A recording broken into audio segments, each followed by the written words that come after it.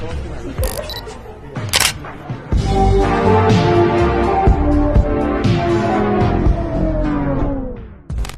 is going to be a fun video. We are going to be learning soft style. There's many different styles in the editing community, of course, and I actually just taught you guys my basic transition aesthetic style, kind of, and I decided I would teach you guys how I do my soft style. But the style is extremely cute. I love it, and I thought you guys would love it. It's a transition style, you know, back to our roots on Instagram. Overlays are key. Love overlays. You need to have a lot of them. I have an overlay video of the ones that I use. I have some cutesy ones in there, not all of them, but I'm also going to have a soft style pack. I'm not saying that the best equipment is in there, you know what I'm saying? It's just what I use. You can buy it, you cannot buy it. It's up to you. And speaking of buying things, let's roll our commercial. Enjoy the tutorial. I love you, have fun. Hello there. Like most editors, I have a Payhip. Now, granted, most of the things on my Payhip I already have tutorials on my YouTube channel for. However, if you're lazy or just want to support me, I have a numerous amount of resources and presets on my Payhip. That includes my popular glitch style pack, my shake pack, and even colorings, plus more. If the prices are too much for you, you are not obligated to buy it, but if you do, thank you so much and enjoy. Hello, welcome to another editing style tutorial. I'm super happy that the last one helped and resonated with you guys. So I decided that I would do another one, but this is on my soft style that I typically do. So these are some examples of the type of edits that I do with this style. It's very soft, it's very cutesy. I love it. I actually don't do it too often, as glitch style is my main style, so I kind of tread more toward there. And then also basic transition style. Obviously, I haven't done a soft edit in a while, but I've been obsessed with them recently, so I wanted to do a tutorial for you guys. In this style tutorial, we will be breaking it down on different levels. First, we're going to start with types of intros you can do. I'll show you at least 2 you can do, and then we're going to break it down to shakes, and then maybe some transitions. I guess we'll see. Usually when I do these types of tutorials, I like to tell you guys what I think is most important or what I think you should focus on. Obviously that's gonna be subjective to anybody, but for me personally, with soft style, there's plenty of different kinds, but with this one that I'm doing, I mainly like to focus on, I guess you could say, accents of the edit, which means like little details and lots of overlays. I am not the best overlay user, but I do think that they definitely upgrade the soft style type of edit that we're going to be doing today. If you're interested and you want to support me or anything like that, then you can buy the soft style pack on my Payhip. Once again, I'm not claiming that there's anything crazy in there. It's just my resources. So whatever you see that I use for these types of edits, it's probably going to be in that pack. Okay, let's get started. Okay, hello, here we are at After Effects. As usual, let's do a composition settings check. Just in case you're curious, I'm using the width 1080 by 720, and then the frame rate is 23.976. Usually I'll use this format for soft style, or I'll use 1080 by 1080, which is a square. So the first thing we're going to work on are intros. I'm going to be showing you 2 different types of intros that you can do, and I'm going to show you the intro that I did for this edit. We have our lovely model. Last time I did young Allison Hightower, so I thought it would be funny if I did older Allison Hightower. First thing I want to show you is that if you guys want a smoother type of clip, I don't know how to explain it, but so I'm going to show you right here. You can double click the frame blending and then click the motion blur. To me, it just moves smoother than it would without these 2 settings. I'm like, just trust me, it works. Now I will pre-compose my clip and get started with this. So for the first thing that I do is I go to layer, new, and then I get a solid. Could be whatever color you want. And then we're gonna go to CC draws. I actually did a fun little video where I told you guys different types of borders that I use. You can check that video out. Kind of similar to this. So we're gonna turn the height all the way to 0 and then move these up a bit.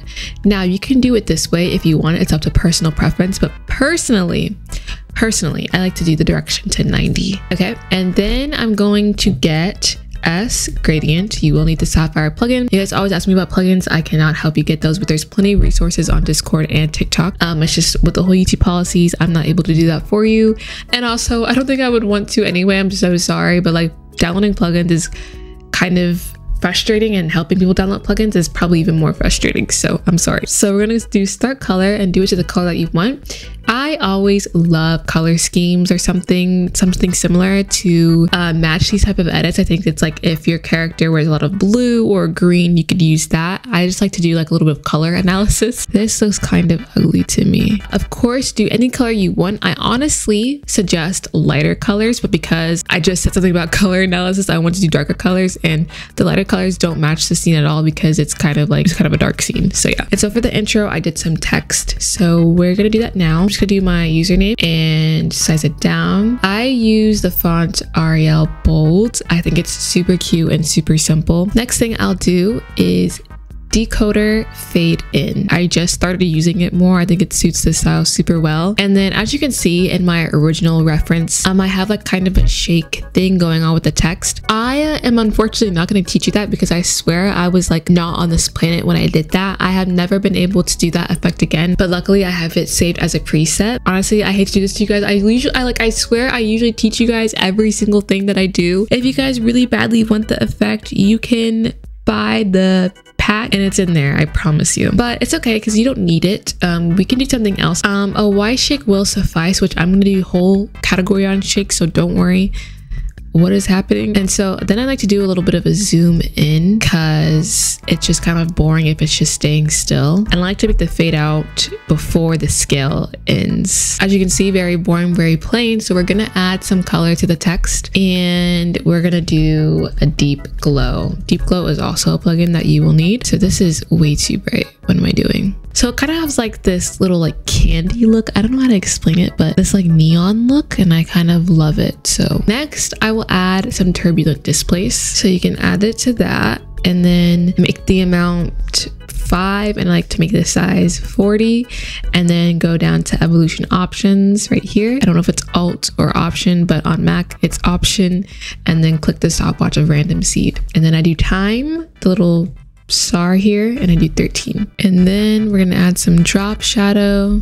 and ultimately this is what it'll look like. It'll look way better with coloring, and this is a good opportunity to add an overlay. I just added a little stars overlay. An overlay pack once again will be in my soft style pack, so don't worry. That's the first intro idea that you can do. Okay, so this is the second intro option. I switched the format to, or resolution, I still don't know which one it is, to 1080 by 1080. So we're in the square format, and this is kind of more what I love square format, I can't lie. So anyways, we're going to click it and go up here to the mask tool, and I click Q once and it'll give me this rounded rectangle tool. And then all you're gonna want to do is double tap it, or tap it, click it. It'll give you this mask, this very perfect little cutesy mask. I just size it down a little bit. Sometimes I do it to around, it depends, but 75 is good. And now I'm gonna go to layer, new, and solid, and guess what we're gonna do again? We're gonna get S gradient. Really does not match the colors, like the vibe that's going on here, but that's whatever.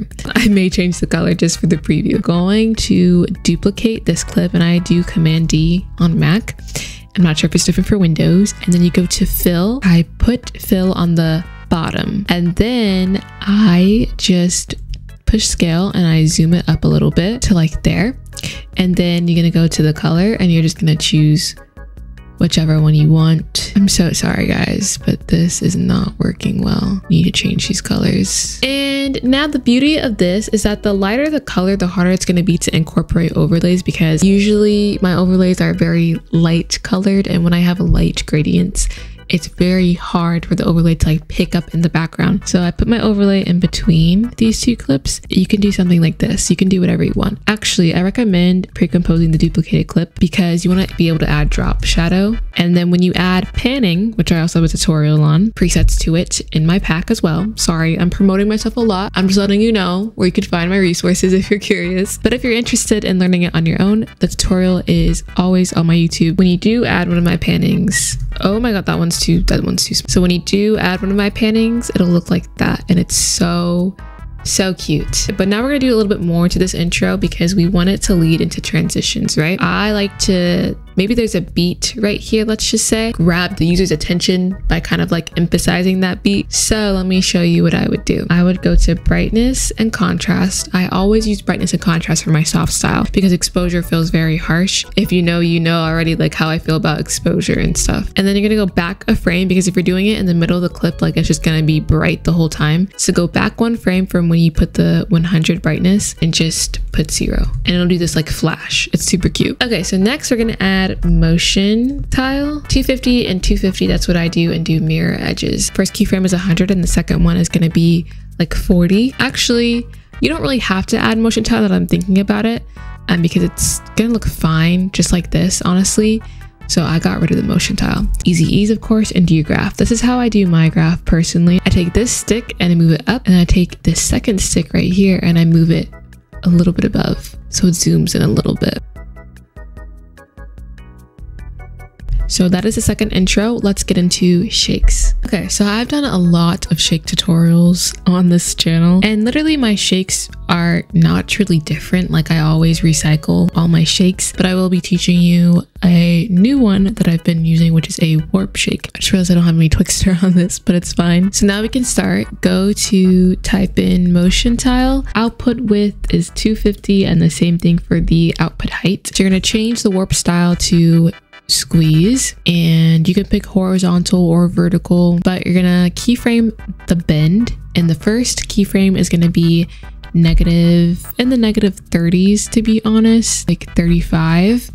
And then I'm gonna go forward 3 frames. I am going to do negative like 12, and then I'm gonna go 3 more frames, and I'm gonna do a positive number. I'll do 6, and then 4 frames, and that's just gonna be 0. This is how it'll look.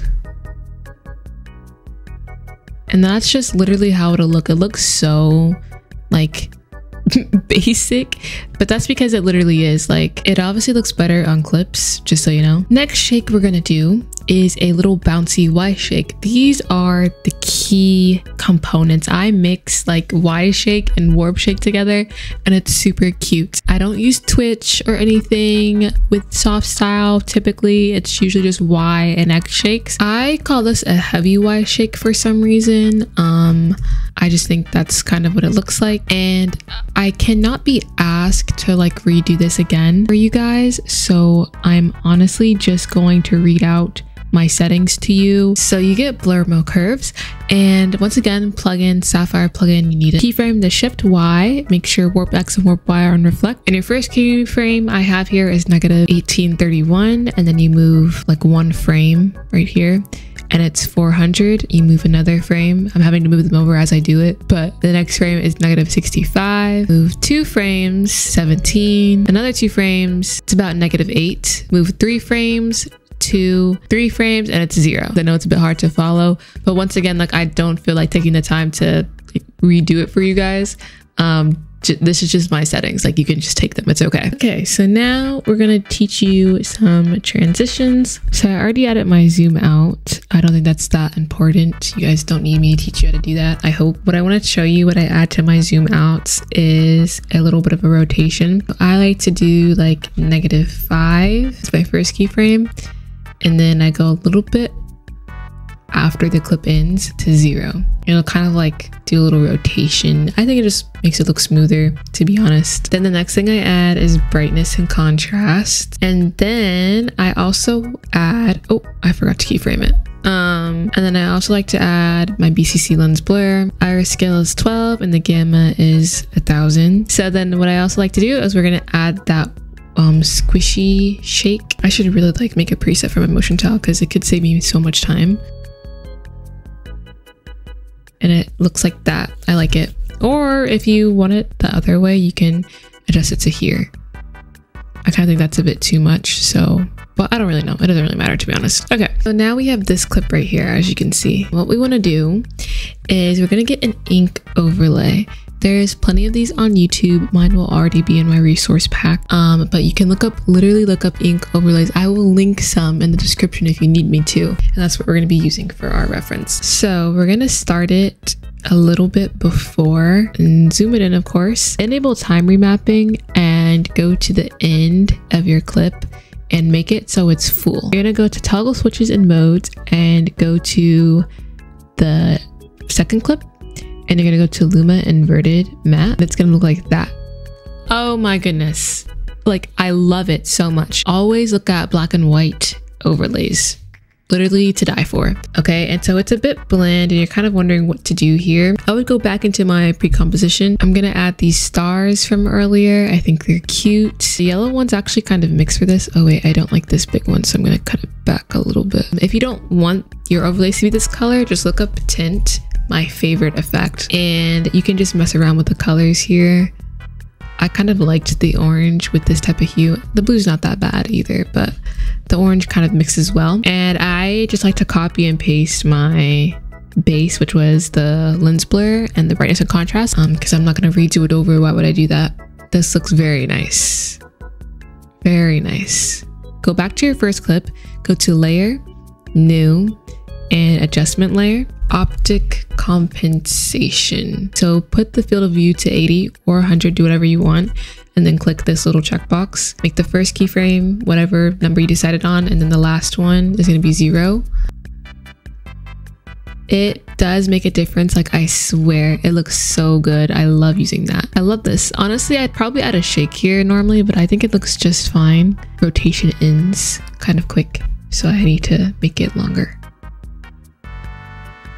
Something like that.